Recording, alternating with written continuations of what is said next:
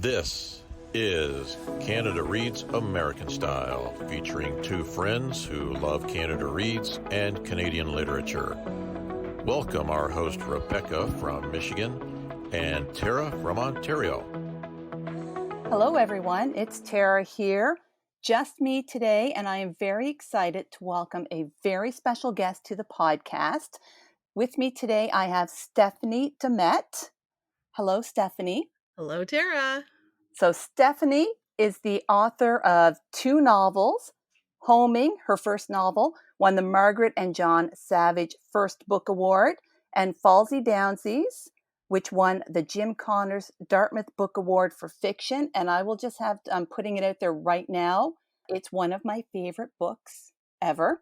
I've read it at least twice so far. I love this book. So we will be talking about it. I know. I just had to tell you though. She is, and this is according to your website, that you're currently at work on, she's currently at work on her third novel, Good Birds Don't Fly Away. Her middle grade book, Amazing Atlantic Canadian Women, was co-written with Penelope Jackson and published by Nimbus in November 2021. In addition to her writing, Stephanie is also the co-founder and co-executive director of the Afterwords Literary Festival, which takes place in beautiful Halifax, Nova Scotia, from November 1st to the 5th of this year, and tickets go on sale September 8th. Welcome again, Stephanie. It's so lovely to be here. Thank you so much for inviting me. Thank you for coming. So first, let's discuss the literary festival afterwards, because I'm a big fan of literary festivals. So I want to hear where your motivation, like what's the creation story behind the festival? Yeah. I'm also a big fan of literary festivals, and where I live in Jabuktuk in Halifax, there was something called the Halifax International Writers Festival, and that was active for a few years in the early 2000s, and then it kind of packed up around 2008. And at the time that it closed down, I got together with a few local pals who were kind of in the book world to try to brainstorm whether we could keep it going or start something else. And at the time, we had some ideas, but we didn't have the skills that we needed. And at the time, I was the host of a daily current affairs show on CBC radio, and I knew that there was not a chance that I would be allowed by my employer to participate in something and starting something like a literary festival. So we kind of shelved the idea. And over the ensuing years, my good friend Ryan Turner and he's a writer also here in Halifax. He and I are in a writers group together. We've known each other for almost 20 years, and we would regularly complain to each other about the lack of a literary festival in Halifax, because, as you know, every major city across Canada has writers festival, and like lots of minor cities do too. And I think for us, the final straw was when lovely little Lunenburg, Nova Scotia, announced that they had a literary festival. And so after many years of complaining to each other, why doesn't someone start a literary festival here in Halifax? We finally realized that we were somebody and that perhaps nobody had, because we were supposed to.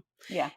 10 years or so had gone by since the last time we had talked about doing it. And in those 10 years, he was running a really successful business, and I was hosting a really successful radio show. And so we were both gaining a lot of skills that would enable us to legitimately and realistically start something. And then we were both just really driven by the desire to go to the kind of festival that we produce, which is really handy. So it's really, kind of driven by our own interest and curiosity and our desire as writers to be in a room with other writers and readers, talking about and listening to others talk about what drives them to the page.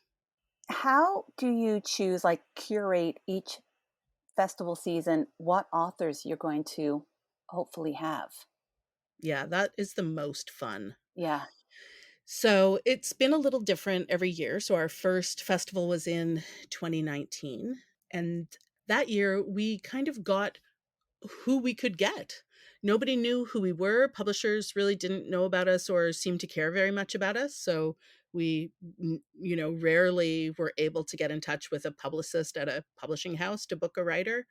But we realized that agents will write you back because agents kind of care if their writers get work. so Mhm. so I wrote to an agency and they wrote me back. And so I just looked on their website, looked at their clients and was like, well, here's an amazing bunch of writers. Let's invite these people.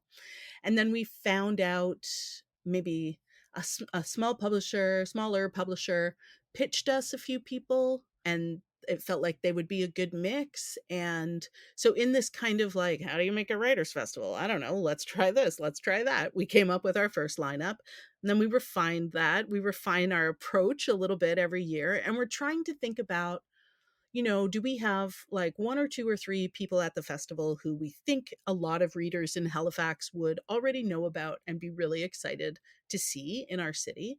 And then do we have like a nice mix of writers from our local community, because we're so lucky here. We have incredible writers Yeah. in Nova Scotia and then more broadly in Atlantic Canada. And so do we have like a good mix of our local colleagues? And then are there a few like emerging writers from other places, whether that's in Canada or further afield, that we can kind of add into the mix?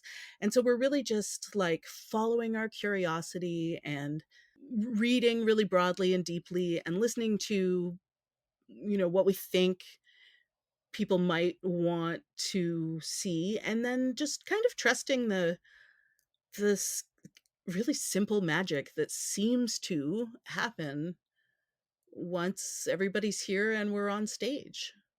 Yeah. Like, I mean, maybe it's just me, but I really think that listening to writers talk about how and why they do what they do is like honestly the one of the best things I could do with my time. It is.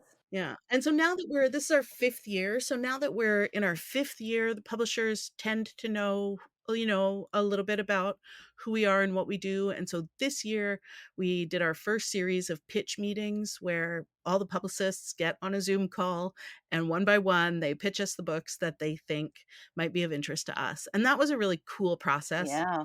This year we have like our lineup is really stacked, and it's mostly people who have new books coming out, and that hasn't always been the case for us in the past, and so it's really exciting. And then we're, like, trying to get the dynamics right. We wanna make sure that our festival is kind of broadly diverse across, all kinds of lived experience, and so we're always tinkering in that way as well, just making sure that we're including as many different kinds of writers, different kinds of people as we can. So it's a really fun process. Yeah. It sounds very fun, actually. I know that on social media, you have been giving little snippets of Mm, some of the authors. You want to share some of them with us tonight and maybe some of the events involved yeah, in the. I'd be happy to. So it's always been my dream to do a brunch event at the festival. We did one in our first year. It was very stressful, but really cool. And we're going to try it again this year. I think it'll be a little bit less stressful. We kind of know how to do it now. And we are so excited.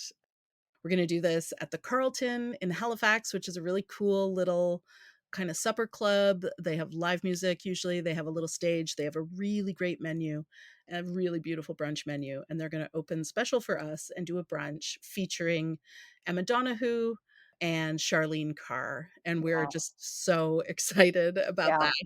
Yeah. So Emma and Charlene will each read, for about 15 minutes, and there'll be a lovely brunch and we'll all hang out together. And I like kind of can't believe that Yeah. that's happening. And then people will have a second chance to see Emma Donoghue read and to hear her in conversation. The great journalist Sarah Hampson, who used to write for the Globe and Mail and Toronto Life and all kinds of places, and has recently moved to Nova Scotia. So she'll be in conversation with Emma Donoghue at the festival in one of the evening events. What else can I tell you? I don't want to tell you anything that I haven't like broadly announced yet. Yes. Oh, we have Alicia Elliott. Yes, Um, that's why I was gonna say, I'm like, I have seen that Alicia's coming. yeah, so Yeah. she has her debut novel coming out this fall. Mhm. She's, I think, really well known for her nonfiction writing at this point, her Yeah, essays and her wonderful book, A Mind Spread Out on the Ground. yeah. So she has a novel coming this fall that's basically a horror novel called And Then She Fell. And we have in our community here this firecracker of a woman, a professor of history, a Mi'kmaq woman, and a fan of horror literature. Her name is Mercedes Peters, and when we saw what Alicia's book was about, we invited Mercedes to conduct that conversation, and she has never replied to one of my emails so quickly, I must say. So we're very excited. Mercedes is incredibly intelligent. Alicia Elliott is incredibly everything. Yep. And I think the two of them in conversation is going to be a real treat. And then that same night in the same venue. So our schedule is arranged so that you buy a one ticket for the night and you get two conversations. We really love conversation format. That's Mhm.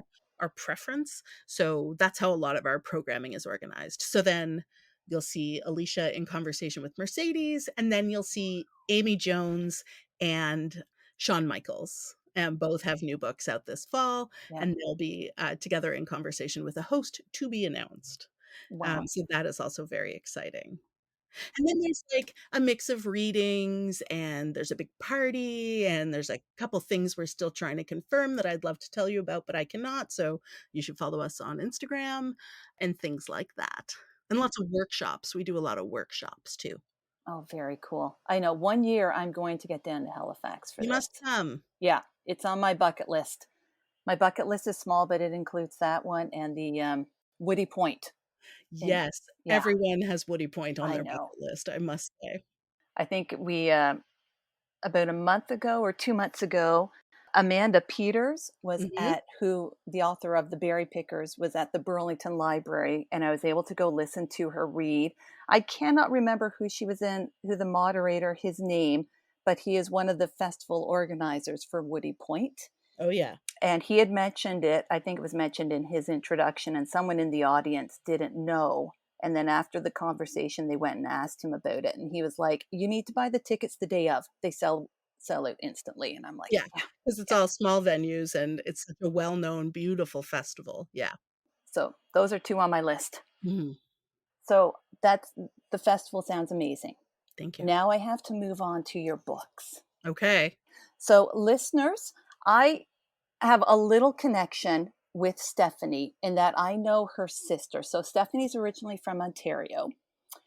And when I was doing the craft show circuit, I met her sister Donna, who is a beautiful jewelry artist. Mm. I'm just going to shout it out. It's Bella Bagu, BELLABAGU.com. I'm not sure about the .com, but I'm going to put the link in our show notes as well. She makes beautiful jewelry, so please go check her out. I'm wearing, like, 6 pieces of her jewelry right now. I usually have a pair of her earrings in, and I buy them for my sister all the time as presents too. So I knew Donna through a craft show circuit, and I was at a craft show locally, very locally. It was like at my children's school. And I went over because I knew Donna was there, and I went over to say hi. And it was actually through Donna on Instagram that I had found out about your book, Fallsy Downsies. So Mm. I had ordered it, read it, loved it. I went over to say hi to Donna, not realizing that her sister Stephanie was visiting her at the time. And there was Stephanie, the author of like one of my favorite books, standing right there. I totally fangirled and went, "Oh my God, I have to go home and come back with my book so that you can sign it for me." I looked like a total nerd because it was my poor children. This was in front of all their teachers and stuff, but it was the best moment. I mean, it was a highlight of my writing career, I can't lie. Awesome. At least see, I've taken part in someone's writing career, so I'm pretty happy with that. Mhm. So anyway, so Fallsy Downsies, I would love for you to tell us about this book, the main character, Lansing Meadows, Mm. and let's Yeah. hear it. Yeah, so Fallsy Downsies is a story largely about Lansing Meadows, although there are or kind of 3 points of view. But Lansing is an aging, kind of cranky Canadian folk singer who has always resisted the idea that he is at the height of his powers, because all he can see is the long, slow slide down the other side of that. And he really is on that long, slow slide. Things are kind of falling apart for Lansing. And he figures he's got one more tour in him, and most people don't believe he can do it, but he knows he has to. And he finds himself in Petite Riviere, Nova Scotia, where he meets this eager, young would-be musician named Evan Cornfield. And Lansing, I was going to say convinces Evan to become his road manager, but really just kind of insists that Evan is now his road manager. And they get in Evan's mother's Toyota Corolla, and they head out west on tour. And eventually they connect with a young woman named Daisy Brown, who wants to be a photographer, is kind of working at a very local newspaper, which is run by her high school English teacher. And she wants something more. She's living in Grand Falls, New Brunswick, and they all connect and end up together on the road. And as they say, hijinks ensue. Yeah, it's so good. I have to ask you, who is Lansing Meadows? Yeah. I mean, he's himself, he's resolutely himself. I included a lot of real Canadian folk singers in the book as minor characters, because I knew that people would be really tempted to say, oh, Lansing Meadows is Murray McLaughlin, or Lansing Meadows is, Stomping Tom Connors, who died like just a few weeks before the book was going to press. And of course, my title, Fallsy Downsies, comes from a story that my friend Dave Gunning, who is a folk singer and who played in Stomping Tom's band, told me about his job interview, which basically consisted of a phone conversation with Tom where he said, just so you know, we stay up after the show and drink until the 2-4 is gone, and you have to stay up because I don't like to drink alone. And then he said, and you can hold your liquor, can't you? Because we don't want any Fallsy Downsies in the bus. And Dave was telling us this story very late one night after hours at a bar in New Glasgow, Nova Scotia. My husband was there too, and my husband is also a folk singer. And Kevin and I just kind of looked at each other across the room, found each other's eyes, and I said to him, whoever gets there first gets it.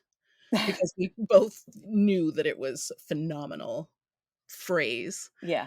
And Kevin spent a couple weeks trying to convince his friend Steve that they should start a band called Fallsy Downsies, and Steve thought that was a stupid idea, which is great because I had already started writing the book and needed that title. So then when Stomping Tom died, I was like, oh, damn, Dave's telling that story on every newscast on the hour. So now I have to write a scene that has Stomping Tom Connors in it, because otherwise people really will think that it's Tom, and it's not Tom, and it's not, it's not Ron Hines, and it's not any of those other guys. It's Lansing is Lansing, but he's, I used to host a radio show, and I interviewed a lot of musicians, like a lot of musicians, and I learned from them. And I interviewed like a lot of old Canadian folk musicians, and I was kind of inspired by them. I was thinking a lot about fame when I was writing Fallsy Downsies, and I was thinking a lot about what what we require of artists, what we ask of them,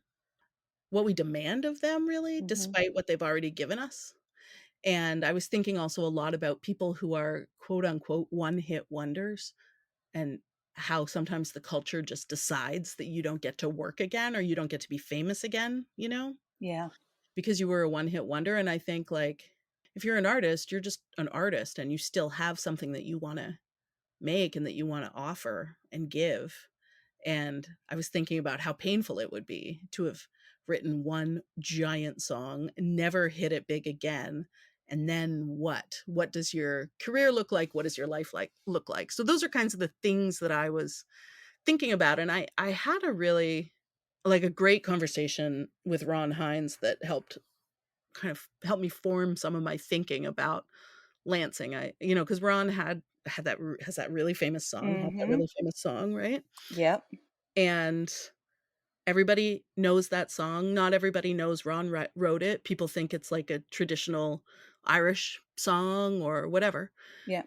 And he when he was alive and he played music for people, he played it every night. He always played that song. And I said, "Don't you ever get tired of Yeah. playing that song?" And he just looked at me like I was crazy. He said, "How could I get tired of that song? Like, why wouldn't I play that? People, that song has brought me such a long way, and people want to hear that song. Yeah.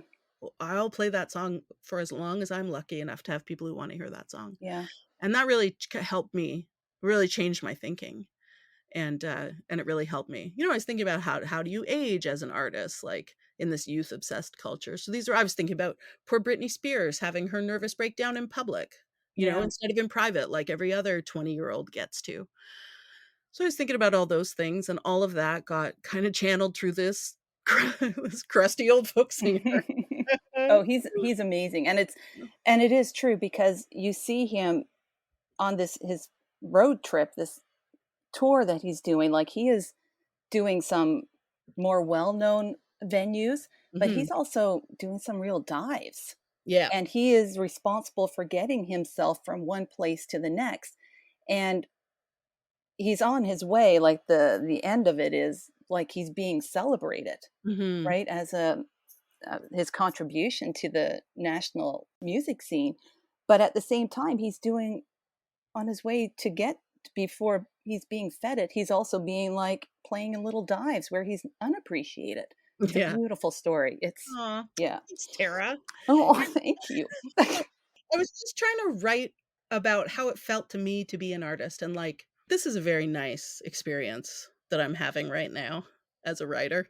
But I mean, you know, there are Yeah. endless opportunities to stay humble when you are a Canadian writer. Yeah. And I think that's really important, and those things can exist at the same time. Like, yes, Lansing is going to get this Lifetime Achievement Award, and he's playing in like he's playing in this terrible venue in Cornwall, right? It's Mhm. Cornwall where he I has that think so, awful yep. experience in the wine bar? Yep. Yeah, that one Oh, was based yes. that one was Yes. based on a gig that my poor little husband played. Oh, yeah. Almost word for word, that one is Wow. based. Oh, poor. Now I feel sorry for him too. I know, but Ah, he's fine. Like, that's what it is, though. It's like, yeah. you know, as one of my pals says, "Some days chicken shit, some days chicken salad." Yeah. And I think that is the case no matter what kind of level you're working at. Like, you have to work as hard, or I hope Yeah. that I will always work as hard as an artist as I worked before I ever published a sentence of my writing, Yeah. you know?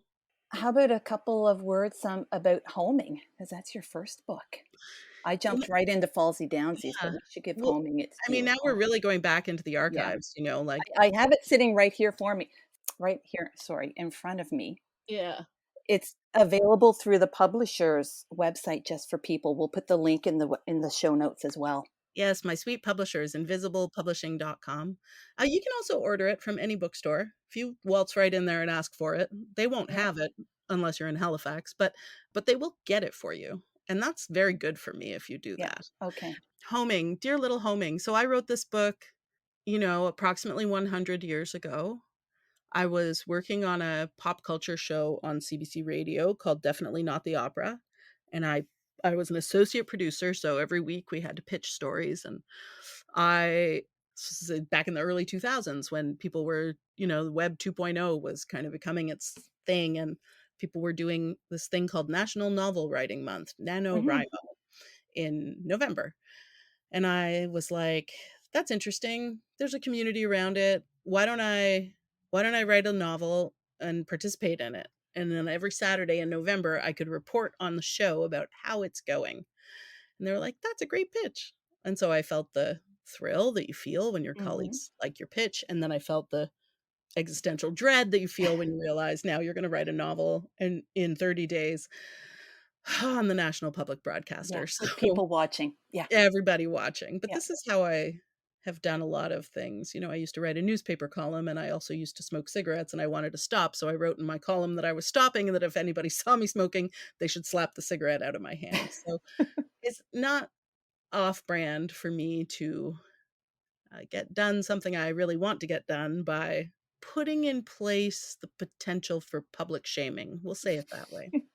So homing is, I always say homing is about love, death, and rock and roll. It is about a young woman who has lost her brother. She's kind of lost him twice. Once because he died, and then once because she got pissed off at his ghost and kind of told him to take a hike.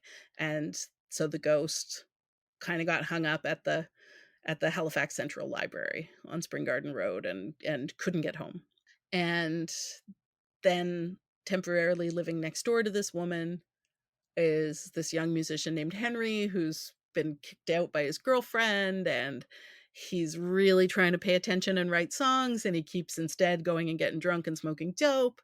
And he's just really trying to find his way like into and back to his songs. And each of these characters has a best friend, and hijinks ensue.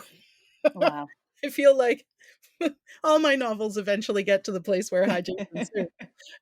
Yeah, and so it's a little book, it's very urban, Yeah. it's set right in downtown Halifax, and I really love this place, and there at the time that I was writing Homing, there really weren't a lot of Halifax books, and that felt really sad to me. I remember what it was like growing up, not having any books to read about where I grew up. I grew up in Mississauga, Ontario, and now there's like 13 Ways of Looking at a Fat Girl by Mona Awad Mm-hmm. is set in Mississauga, and there might be one or two others I can think of, but I never read anything that was about where I lived. Everything I read was about English countrysides or New York City or California or the Midwest.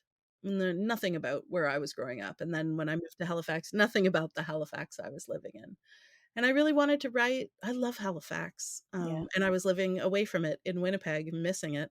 And I wanted to write my little Halifax. I wanted to write a love letter to my town.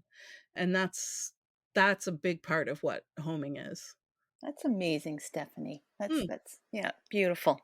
I'm seeing a theme of music Mhm. in both books. Mhm. You are currently working on your third Yes. novel. Anything you want to say about it? I would have thought that there wasn't music in this one, Mm-hmm. except I went ahead and gave it the title Good Birds Don't Fly Away, which is of course a piano mnemonic for the notes as you Oh, play them so it is. with your left hand. I used to take piano lessons, and when my teacher said that, you can remember it this way, good birds don't fly away, I was like, I have to go home right now and get back to my writing because that is a Yeah. dynamite title. So there's not as much music in this one. I will say, like, one of the primary characters does fool around on piano, and a character who becomes important in the B story, like in the second half. Mm-hmm. I think he's a music professor. And so yeah, there's probably some like metaphor stuff, but it's not the same. It's not in that rock and roll life the way homing is and the way Fallsy Downsies is. It's much more directly about grief, and the music in it I think is really a delivery device for some things that I want to say about that. Mm. Okay. I can't wait to read it. I am writing it as fast as I can, which isn't very Please. fast. Yeah. Um, Faster, but Stephanie. I am Faster. trying to. You're on my mind. Okay. Thank you. Okay. Before I let you go, I Mhm. must ask you, what are you currently reading?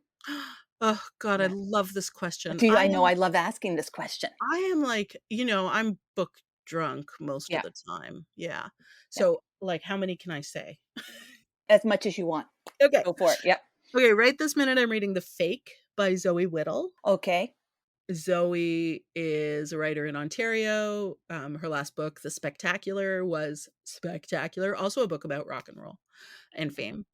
This book is about a con artist, and I love stories about con artists. I just love them so much. So I'm tearing through that. I just read an older book, a little older, Heartbreaker by Claudia Day, which Okay. was really weird. It's like set in this northern place in maybe Ontario, and it's kind of I guess I would say it's like a intentional cult community, Oh. and the language in it is incredible, like the way she's constructing sentences and ideas, and the way that you never really as a reader totally know the circumstances of the lives of the characters, but she's letting you in a little bit every time. It's like this really fabulous kind of spiral. It was terrific. It was terrific. Okay. It was like haunting and weird, and I love that kind of thing. Yeah, me too. Added it. Okay, awesome. A Grandmother Begins the Story by Michelle Porter. She's a Métis writer living in St. Yes. John's, Newfoundland. Yeah. That book is mind-blowing. It's beautiful. Hollow Bamboo by William Ping, also a writer in St. John's. This is about his grandfather, who was a founding member, a really important member of the Chinese Canadian community in St. John's. A story rarely, if ever, told, I would say, in Can Lit, and structurally fascinating. There's like some broad kind of almost slapstick humor that at first I was like, I don't know about this, William Ping. Yeah. But then what he does with it, how he uses that to like deliver the story that he wants to deliver, is I think so like crafty in the best sense of the like writer's crafty. Yeah, it's a fascinating book. I'm excited about that book and to see what happens for him with that. The Berry Pickers, of course, by my dear Amanda Peters. I just read Happening by Annie Ernaux, the French writer who won the Nobel for Literature last year. It was unexpected and terrific. And I'm reading an incredible book about writing called Meander, Spiral, Explode by Jane Alison. And so if you're kind of interested in how writers tell stories and what methods they're using that are outside of the kind of traditional like arc, you know, the whale, it is fascinating and beautifully written. And then I'm like always reading some poetry by Sue Goyette, especially Monoculture. That's the one I'm reading right now. And I'm kind of always reading a little bit of Alice Munro. And I'm basically reading whatever you will leave me alone for 15 minutes with. That's quite the list. Thank you. I have books everywhere in the house, including on the stairs in case I get trapped in between floors. I have just started keeping my job. Sometimes it requires me to travel, like just locally. So I have actually just started. Hopefully my boss doesn't listen to this. I just realized as I'm saying this, I've started keeping a book in like, I don't know what that's called, the pocket on the passenger seat, you know? Yeah, I keep like a little slim book in there just so that if I find I have like 5 minutes or I'm having a snack or something, I can just like whip that out and get a few pages in. You a few minutes of broadening your horizons by reading. I don't really that makes you a better employee. Your boss should probably give you a raise. Thank you. I agree. So, Tara. I will.